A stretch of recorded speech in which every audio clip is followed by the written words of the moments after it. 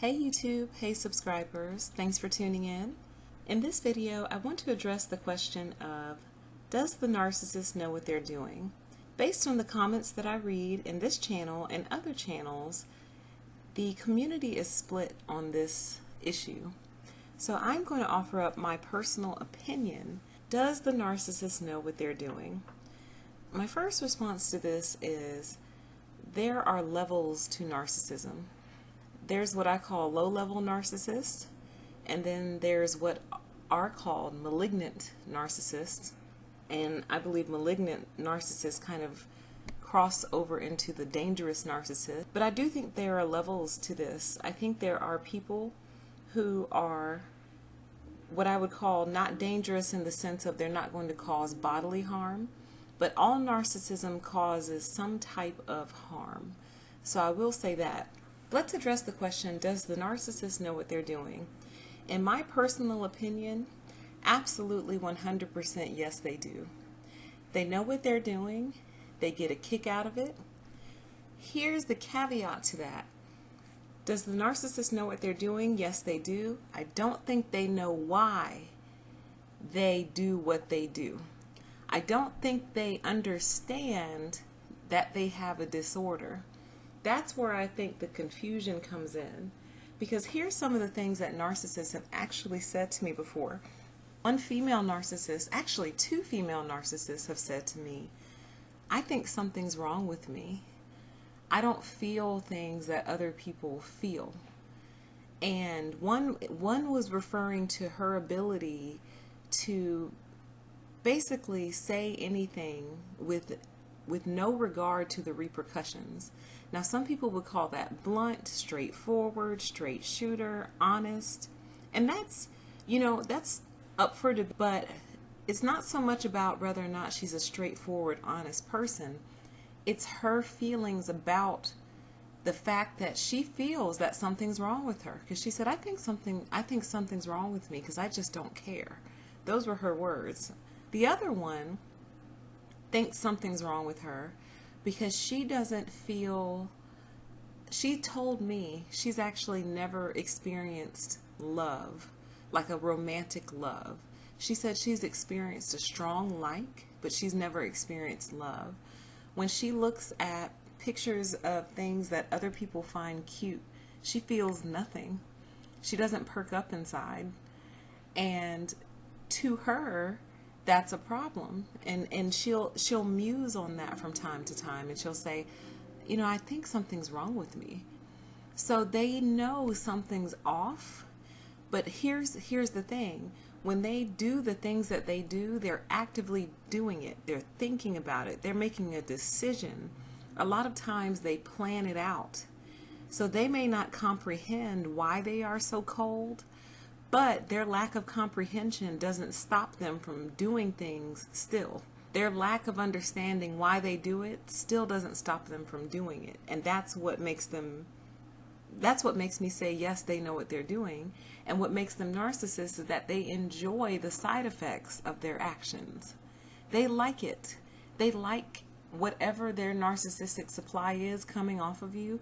They enjoy that. The fact that they have influence over somebody is meaningful to them. That means something to them. I influenced you. I influenced you to take action. Think about that. Because can we really make someone else do something? I mean, we can, but to an extent. But my point is, they love the fact that someone obeyed them. It's just the most peculiar, odd disorder. It's so bizarre. They love the fact that as a result of their actions, somebody took an action or had a reaction. That's why when you don't have a reaction to them, it drives them insane. When they can't pull their supply off of you, it makes them crazy. So yes, I believe passionately that they know what they're doing. I don't think that they know why they do what they do. I don't think they understand why they can't feel the empathy that other people feel and thereby do what they do. But I don't think they have remorse for it. and that's what makes them narcissists.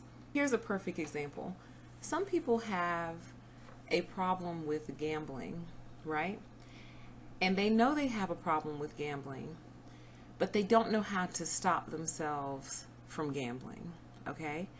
So in that situation, they know they have a problem and they feel bad about it, and they try to control it. Maybe they go to treatment, they go to counseling, they actually seek to fix the problem. The compulsion overrides them, but they still have a sense of, I'm doing it again. I can't believe I lost control of myself again. I'm doing it again, and I'm going to do it. And I'm going to go out here and I'm going to gamble. And I know I shouldn't be doing this, but I'm doing it.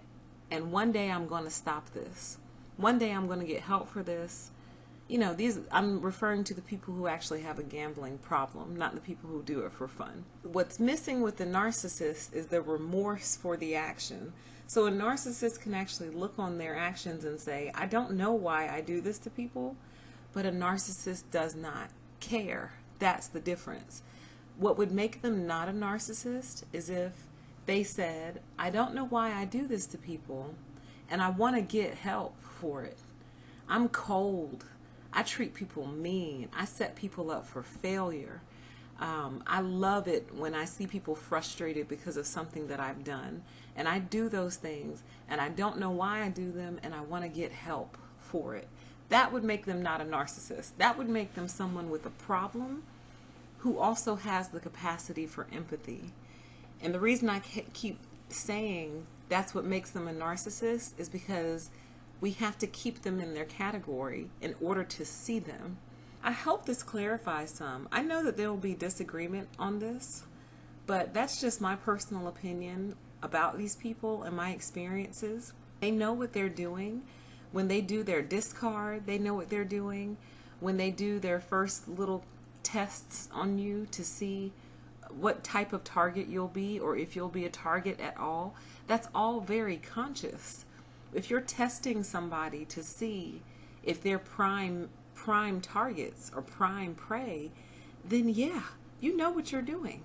You may not understand that something is disordered in your mind that causes you to do that, but you're still making the active conscious choice. Something else that I always used to say before I really learned about narcissism and really started reading up and learning about this and figuring out what was happening to me in my life, I used to always say, you're either an idiot or an asshole, and I don't think you're stupid. Let that sink in. You're either an idiot or an asshole, and I don't think you're stupid. Why don't I think you're stupid? Because you've obtained degrees, you've obtained jobs, you might even be in a career. You have the ability somehow to be successful in all other areas of life but this one. You're able to make sense out of complicated things, complicated procedures, complicated structures, complicated mathematical systems. Whatever it is, you're able to make sense out of those things, but somehow when it comes to my preferences, wishes, wants, and needs, they make no sense. Somehow when it comes to the interpersonal dynamics, all of a sudden it makes no sense. But you're successful in all these other arenas of life. So what is it? Either you're an idiot or you're an asshole. And personally, I don't think you're stupid. What I know now is that the way I should phrase that now is either you're an idiot or a narcissist, and I don't think you're stupid. Because I have learned now that assholes and narcissists are really two different things. But at the time, that was all that I could come up with to try to describe what was happening to me. I hope you all have enjoyed this video. I look forward to the debate down in the comment section. Thanks for listening, you guys. Take care.